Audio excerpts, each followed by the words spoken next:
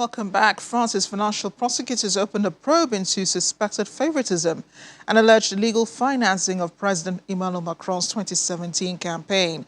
According to local media, this is in connection to contracts with McKinsey.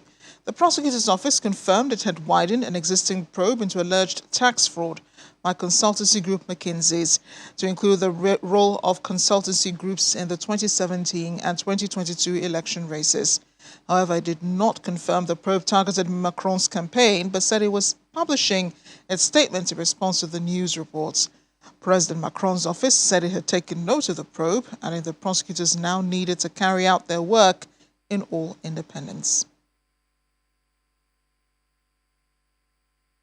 Newly appointed Malaysian Prime Minister Anwar Ibrahim says his primary focus now is the cost of living as he takes office with a slowing economy and a country deeply split after a close election. He was speaking at a news conference after reporting for duty at the Prime Minister's office, adding that he would have a smaller cabinet than those of previous administrations. Although he's yet to announce any cabinet appointments for his coalition government, he had earlier indicated there would be 2 deputy prime ministers in his cabinet, one from former ruling alliance Barisan and another from smaller political blocs in Malaysia, Borneo. The 75-year-old was sworn in as premier on Thursday, capping a 3-decade political journey from a protege of veteran leader Mahathir Mohamad to protest leader, a prisoner convicted of sodomy, and opposition figurehead. Let's move into the South American country of Peru, where the president, Pedro Castillo, has accepted the resignation of his prime minister and is expected to reshuffle his cabinet once again. It comes amid a lengthy battle between the executive and legislative branches. Former Prime Minister Aníbal Torres, a staunch ally of Castillo, had challenged the opposition-controlled Congress to a confidence vote last week, but Congress declined to hold such a vote on Thursday, saying conditions for it had not been met. The confidence vote's challenge is meant to pressure Congress and amid tense relations between the 2 branches of government. Opposition lawmakers have twice impeached Castillo but failed to oust him, although they've managed to censure and fire several cabinet members. We're in China now, as President Xi Jinping hosts talks with his Cuban counterpart Miguel Díaz-Canel Bermudez in the capital, Beijing.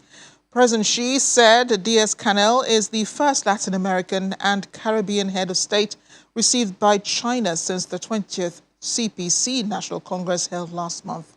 According to him, this fully demonstrates the special friendship between the 2 countries and parties. Cuba is the first country in the Western Hemisphere that established diplomatic relations with the People's Republic of China. China says it's ready to work with Cuba to deepen political mutual trust, expand practical cooperation, firmly support each other on issues concerning each other's core interests, strengthen coordination and cooperation in international and regional affairs. In the meantime, China says it will defend the legitimate rights and interests of Chinese companies.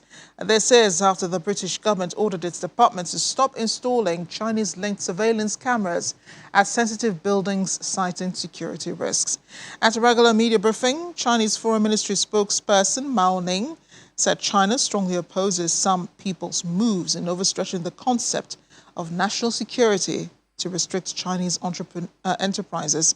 The British directive came months after dozens of UK lawmakers called for a ban on the sale and use of security cameras made by Hikvision and Dahua, 2 partly state-owned Chinese firms, over privacy fears and concerns of the company's products being linked to human rights abuses in China. Hikvision, however, denies the claims, saying the company will further seek to engage with British authorities to understand the decision. Australia is to introduce rules to increase transparency in ministerial appointments after an inquiry into secret ministerial appointments by then Prime Minister Scott Morrison found they had corroded public trust in the government. An inquiry led by former High Court Judge Virginia Bell found that the appointments had likely hurt public confidence in government and that the lack of parliamentary accountability undermines responsible government. The judge had recommended 6 changes, including legislation requiring public notice of ministerial appointments, and Prime Minister Anthony Albanese says his government would adopt all 6 of the recommendations. Mr. Morrison, who lost power in a general election in May, had secretly accumulated 5 ministerial roles during the coronavirus pandemic: Health, Finance, Treasury, Resources and Home Affairs. 3 ministers later said they did not know they were sharing power with him.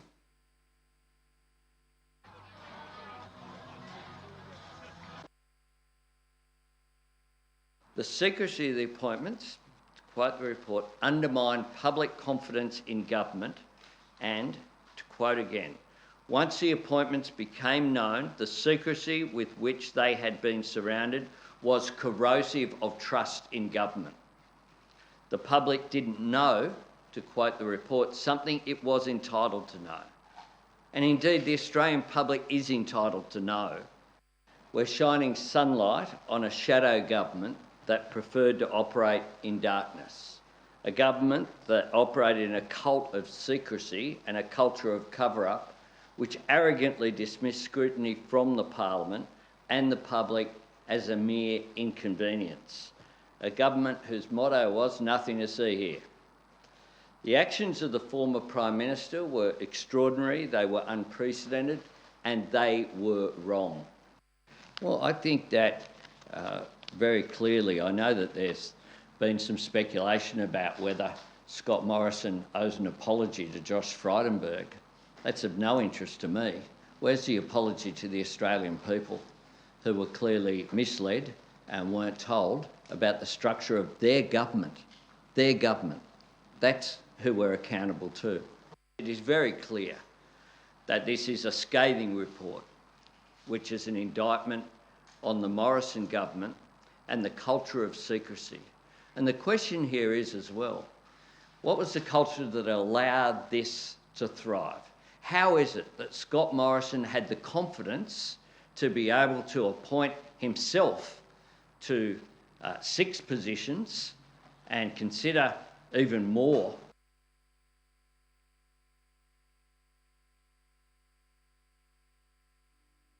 Staying with Australian Indian courts will be deciding on the extradition request by Australia for a man arrested for the murder of an Australian woman. Singh, accused of killing 24-year-old Cordingley in 2018, was arrested in New Delhi on Friday. Cordingley's body was found on Wangeti Beach between the popular tourist hotspots of Cairns and Port Douglas after she failed to return home from walking her dog. According to Australian detectives, Singh, a former nurse, fled Australia for India 2 days after Cordingley's body was found, leaving behind his wife and 3 children. Earlier this month, the Queensland government put up a $1 million reward for information, which led to Singh's arrest, according to local media.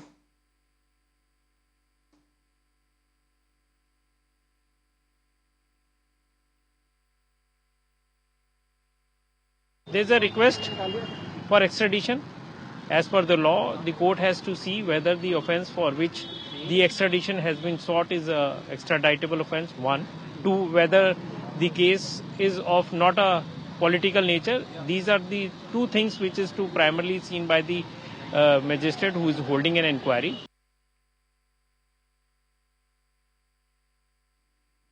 Here in Africa, M23 rebels in the Democratic Republic of Congo said they will not retreat from their positions after regional leaders set a 6 p.m. local time deadline today for them to cease fire and retreat or face an East African regional force. Leaders from the DR Congo, Burundi, Rwanda and the former Kenyan President Uhuru Kenyatta, who's a mediator to the conflict, had convened in Luanda, Angola, in the meeting hosted by the President of Angola.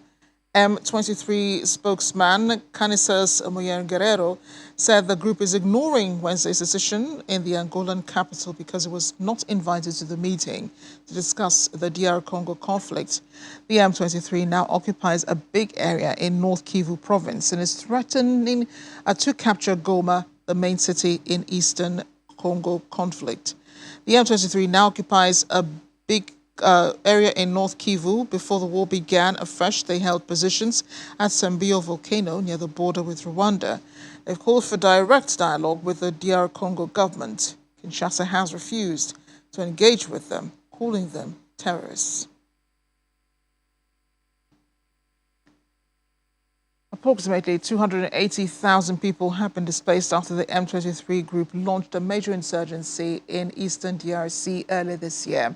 For Pakasia Kimanuka, now struggling to provide for her 6 grandchildren, it will be the 3rd time she'll be forced to flee the rebels.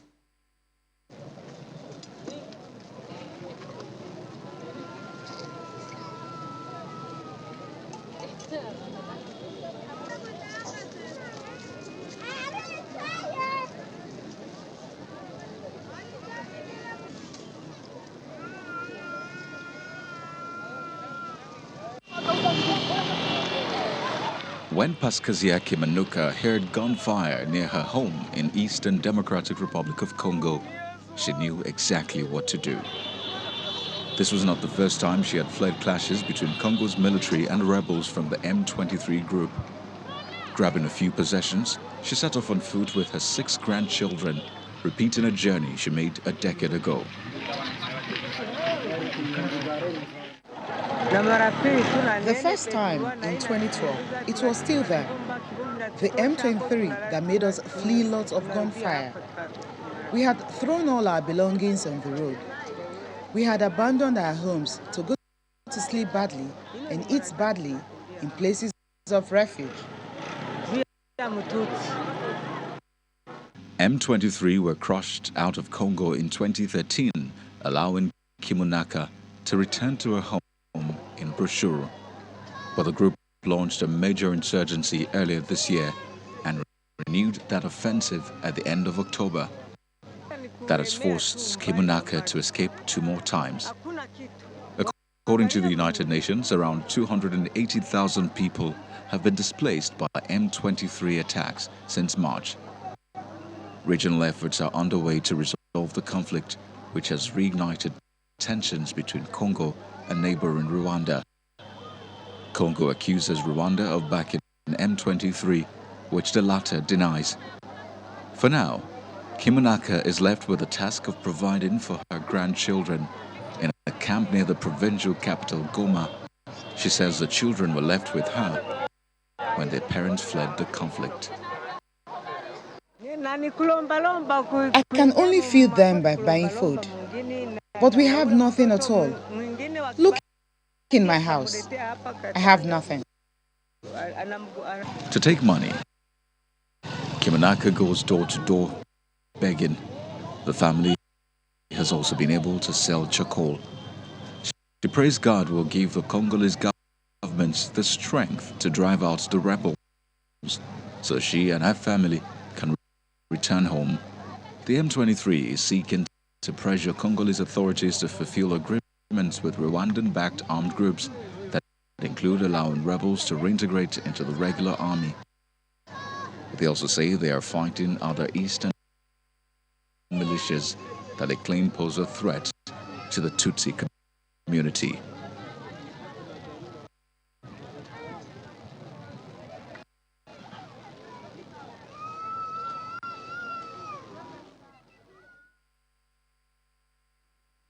Much earlier, my colleague Joke Rogers spoke to African Affairs analyst Oluwaseyi Adeyemo on the issues in the DRC crisis. When we talk about M23, we're talking about Congolese. We're not talking about strangers from somewhere.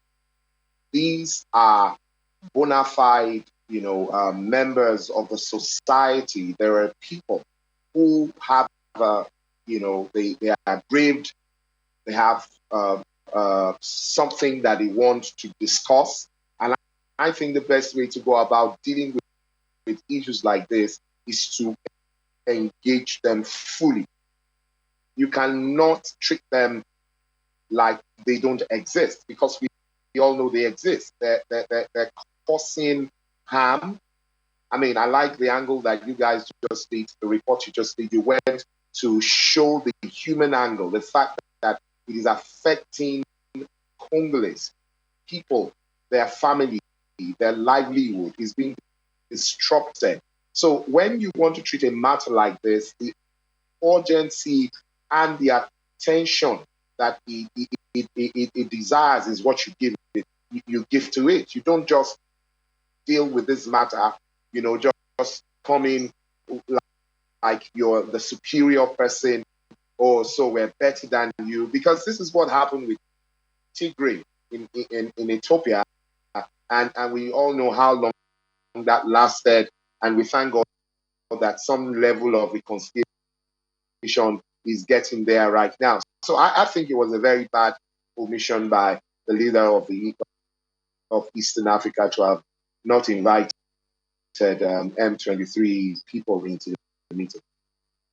Assuming that the group was indeed invited, how do you think that meeting would have played out in Luanda? Yeah, again, we cannot say now because they were not invited, but I believe strongly that if they had been invited, they probably would have been able to impress on them.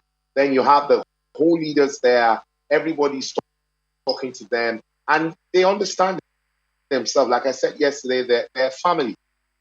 They have a way of talking. When you have the family in the house, there's a way you touch on certain, sensitive points that I believe would have been able to appease them, even though they might not be able to get their buy-in completely. They probably will have been able to move further in the negotiation rather than starting it afresh. Because at the end of the day, I know that at some point in time they might have to call them into the house to discuss with them. Because when you are fighting a fight that is about your livelihood, your life, your home, sometimes people are ready to die and give their all rather than be sent away just like that.